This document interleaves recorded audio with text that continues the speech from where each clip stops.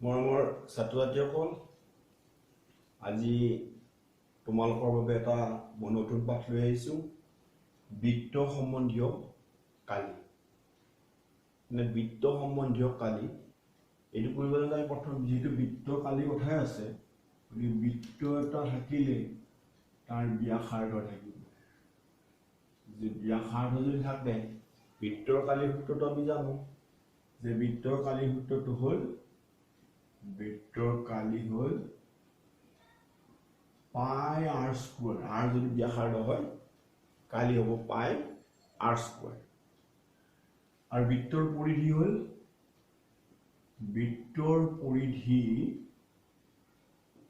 Twice পাই r। এই দুটা সূত্ৰ আমি জানো। ইয়াক লৈ আমি প্ৰথম পাঠটো অংক কৰিম, তাৰ পিছৰ পাঠত অন্য কথা আছে। যে প্ৰথম উদাহৰণটো আছে দুটা বৃত্তৰ ব্যাসাৰ্ধ ক্ৰমে 19 সেন্টিমিটাৰ আৰু 9 সেন্টিমিটাৰ। এই বৃত্তৰ দুটাৰ এটা বৃত্তৰ ব্যাসাৰ্ধ নিৰ্ণয় কৰা যাৰ পৰিধি বৃত্তৰ দুটাৰ পৰিধিৰ সমষ্টি সমান। এই এটা বৃত্ত আছে যাৰ ব্যাসাৰ্ধ, যদি প্ৰথম বৃত্তটোৰ ব্যাসাৰ্ধ r1 বুলি কওঁ, r1 19 সেন্টিমিটাৰ। এটা বৃত্তৰ ব্যাসাৰ্ধ 19 সেন্টিমিটাৰ আৰু আনটো বৃত্তৰ ব্যাসাৰ্ধ r2 = 9 সেন্টিমিটাৰ। এনে এটা বৃত্তৰ ব্যাসাৰ্ধ উলিয়াব লাগে যিটো বৃত্ত এইটা বৃত্ত লগ লাগি এটা বৃত্ত হ'ব আৰু তাৰ ব্যাসাৰ্ধ উলিয়াব লাগে। আমি যদি নতুন বৃত্তটোৰ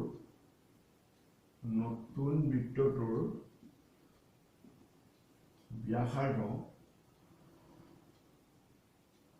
r বুলি কওঁ, কেপিটেল r ক'ব পাৰো r। এতিয়া নতুন বৃত্তটোৰ পৰিসীমা হ'ব টুৱাইচ পাই r আৰু বাকি দুটাৰ ব্যাসাৰ্ধ এটা কালি নতুন বৃত্তটোৰ পৰিধি হ'ব টুৱাইচ পাই r। আগৰ এটা বৃত্ত আছিলে টুৱাইচ পাই r1 আৰু আনটো আছিলে টুৱাইচ পাই r2। যদি আমি টুৱাইচ পাই r ইকুৱেল টু টুৱাইচ পাই যদি কমন লওঁ r1 প্লাস r2, মানে টুৱাইচ পাই r ইকুৱেল টু টুৱাইচ পাই r1 plus r2, 19 plus 9 equal to 1 centimeter. And twice pi r equal to twice pi into 28 centimeter. The twice pi which equal r equal to 28 centimeter. The দুটা বৃত্ত লগ লগাই যদি আমি এটা বৃত্ত সাজো, তেতিয়াহ'লে তাৰ ব্যাসাৰ্ধ হ'ব এই সৰু বৃত্তৰ বৃত্তৰ ব্যাসাৰ্ধৰ যোগফল।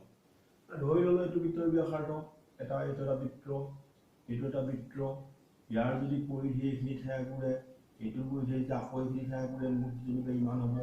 এইখিনি যেনিবা এটা r1 r2 লগ লাগি ইমান দীঘল হ'ব, r1 plus r2 হ'ব। এইটো যেনিবা r1 আছিল, এইটো যেনিবা r2 আছিল। ঠিক এই ধৰণে নেক্সট কৈছে যে দুটা বৃত্তৰ ব্যাসাৰ্ধ ক্ৰমে 8 সেন্টিমিটাৰ আৰু 6 সেন্টিমিটাৰ। এটা বৃত্তৰ ব্যাসাৰ্ধ নিৰ্ণয় কৰা যাৰ বৃত্তৰ কালিৰ সমষ্টি সমান। এবাৰ কালি কথা আহিছে, এবাৰ আছিলে পৰিধি কথা, এবাৰ কালি হলে পাই r স্কয়াৰ ফৰ্মুলাত যাব। গতিকে আমি একে ধৰণে ল'ম যেনিবা প্ৰথমটোৰ ব্যাসাৰ্ধ r1 = 8 সেন্টিমিটাৰ, দ্বিতীয়টোৰ ব্যাসাৰ্ধ r2 = 6 সেন্টিমিটাৰ ল'লো আৰু ডাঙৰটোৰ ব্যাসাৰ্ধ নতুনটোৰ ব্যাসাৰ্ধ যেনিবা কেপিটেল R। তেতিয়া পাই r স্কয়াৰ, ডাঙৰ বৃত্তটোৰ ব্যাসাৰ্ধ কালি পাই r স্কয়াৰ ইকুৱেল টু কালি সমষ্টি সমান পাই r1 স্কয়াৰ প্লাস পাই r2 স্কয়াৰ। পাই কমন ল'লো, r1 square plus r2 square, পাই 8 square plus 6 square, pi 64 plus 36, pi into 100. Good, pi r square equal to pi into 10 square. 110 square. R equal to capital R equal to 10 centimeter. Good, দুটা 8 centimeter আৰু 6 centimeter ব্যাসাৰ্ধৰ দুটা বৃত্ত লগ লগাই এটা নতুন বৃত্ত যদি তৈয়াৰ কৰোঁ, সেই বৃত্তটোৰ ব্যাসাৰ্ধ হ'ব 10 সেন্টিমিটাৰ। এটা ডাঙৰ প্ৰশ্নলৈ গৈছো যে এটা ঘূৰণীয়া আকৃতিৰ ধনুকাৰৰ লক্ষ্য কেন্দ্ৰৰ পৰা বাহিৰলৈ 5টা নম্বৰত পোৱা অংশক্ৰমে সোণালী, ৰঙা, নীলা, ক'লা আৰু বগা ৰঙেৰে আবৃত হৈ আছে। যে এটা বৃত্তাকাৰ আকৃতি এটা একদম ভিতৰৰ অংশটো হ'ল সোণালী, একদম ভিতৰৰ অংশটো সোণালী গোল্ডেন, তাৰ পিছৰ অংশটো হ'ল সোণালী পিছৰ ৰঙা, তাৰ পিছত আছে ক'লা ব্লেক, তাৰ পিছৰ অংশটো ৰঙা আছে, ৰঙাৰ পিছত নীলা ব্লু আৰু ব্লেক আৰু একেবাৰে শেষৰটো হ'ল বগা।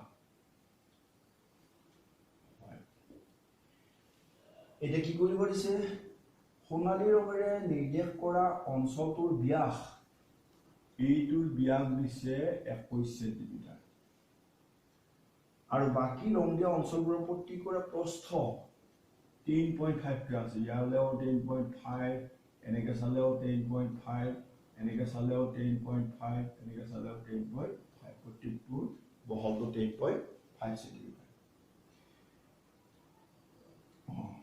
এতিয়া বুলিব পাৰিছে ৰং দিয়া অঞ্চল প্ৰত্যেকৰে কালি উলিওৱা। এতিয়া ৰং দিয়া অঞ্চলবিলাকৰ কালি উলিয়াব লাগে। আমাৰ সোণালীটো কালি উলিয়াওঁতে একো দিগদাৰি নাই। সোণালী ৰংটোৰ ব্যাসাৰ্ধ যদি মই R1 বুলি কওঁ, তেতিয়া R1 ইকুৱেল টু ব্যাস দিয়া আছে, সোণালী ৰঙৰ ব্যাসটো দিয়া আছে, ব্যাস দিছে 21 সেন্টিমিটাৰ, ব্যাসাৰ্ধ হ'ব 21/2 সেন্টিমিটাৰ বা 10.5 বুলি ক'ব পাৰোঁ। সোণালী অংশটোৰ কালি, সোণালী অংশটোৰ কালি পাই R1 স্কুৱেৰ, পাইটো 7/22, R1 হ'ল 21/2 square centimetre square, 22/7, 21/2 into 21/2 centimetre square, 3 বাৰ গ'ল 11 গ'ল, 11 22 আৰু 3 আৰু 21 কৰিলে 63, তাৰ লগত 11 গ'ল কৰিলে 63, 696, 693/2 centimeter square equal to 346.5 centimeter square. এটা সোণালী অংশটো কালি ওলাই গ'ল। এইবাৰ আমাক ৰঙা অংশটো কালি উলিয়াব লাগে। এতিয়া ৰঙা অংশটো কালি উলিয়াব যাওঁতে আমি ৰঙা আৰু সোণালী দুয়োটা লগ লগাই পোৱা অংশটো কালিৰ পৰা সোণালী অংশটো কালি বিয়োগ কৰিব লাগিব। কাৰণ এই অংশটো সোণালী নাই, এই অংশটো আছে সোণালী অংশ, এই অংশটো ৰঙা নাই, এই অংশটো ৰঙা আছে, ৰঙা অংশ উলিয়াব লাগিলে ৰঙা আৰু সোণালী লগ লাগি পোৱা কালিৰ পৰা সোণালী অংশৰ কালিটো বিয়োগ কৰিব লাগে। গতিকে আমি চাওঁ কেনেকৈ কৰিম।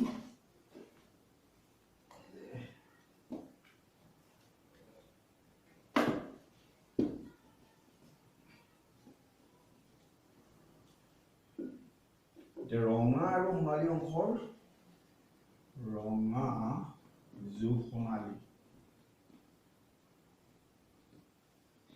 ব্যাসাৰ্ধ, ৰঙা আৰু সোণালী ব্যাসাৰ্ধ R2 বুলি ক'লো। R2 বুলি ক'লো, তেতিয়াহ'লে R2 ইকুৱেল টু, এতিয়া এই ব্যাসাৰ্ধটো আছিল 21/2 of 10.5, আকৌ ইফালে এই বহলটো কিমান 10.5, গতিকে দুয়োটা লগ লাগি 10.5 plus 10.5 equal to 21 centimeter. ৰঙা আৰু সোণালী লগ লাগি কালিটো কিমান হয়? ৰঙা যোগ সোণালীৰ কালি কিমান হয় চাওঁ, পাই R2 স্কুৱেৰ 7/22, R2 হ'ল 21 square centimetre square. 22 by 7 into 21 into 21 3 whole centimeter square 63 into 22 into soil 12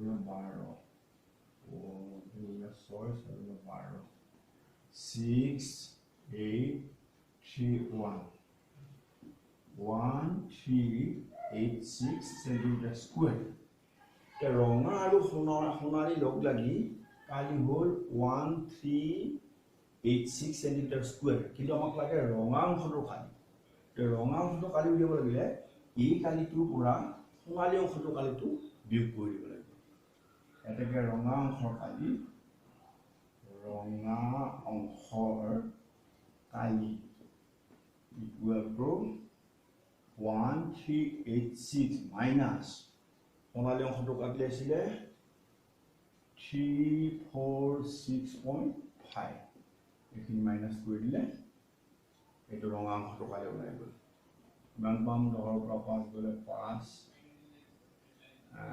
15 পৰা 6 গলে 9 7 থাকিল 7 পৰা 4 গলে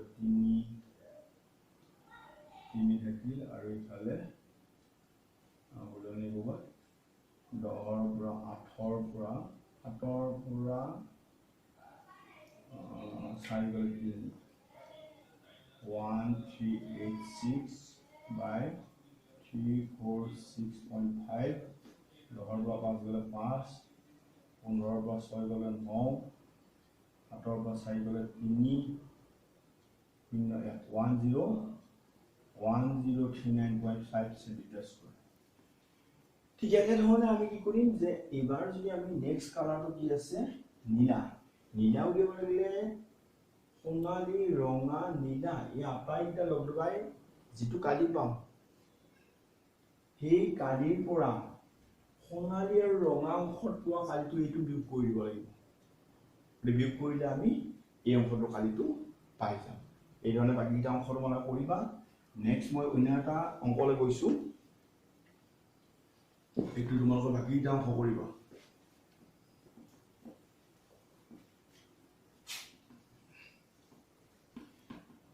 এখন গাড়ীৰ চকাবোৰ বৰৰ প্ৰত্যেকৰে ব্যাস 80 সেন্টিমিটাৰ গতে চকাবোৰৰ গাড়ী এখনৰ চকাবোৰৰ ব্যাস হ'ল ব্যাস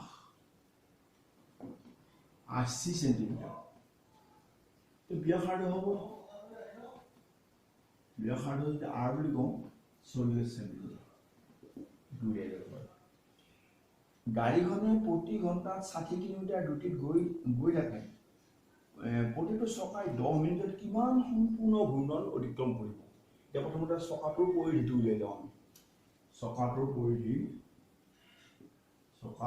পৰিধি সমান twice by I 2 into 1/22 into 40 গৈ কিমান হ'ল 22 গুণে 44 আৰু 40 শূন্য চাৰি গ'ল আছে 18 1760 by 7 centimeter square centimeter এটো হল চকাটো এক পাকত কিমানখিনি দূৰত্ব ঘূৰে এতিয়া আমাক কৈছে যে ঘণ্টাত 66 কিলোমিটাৰ দ্ৰুতিত যদি গাড়ীখন চলে তে 10 মিনিটত কিমানটা পাক ঘূৰিব কিমান ঘূৰ্ণন হ'ব হেতু উলিয়াব লাগে এতিয়া আমি কি কৰিম আমি চাম 60 মিনিটত ঘূৰে 60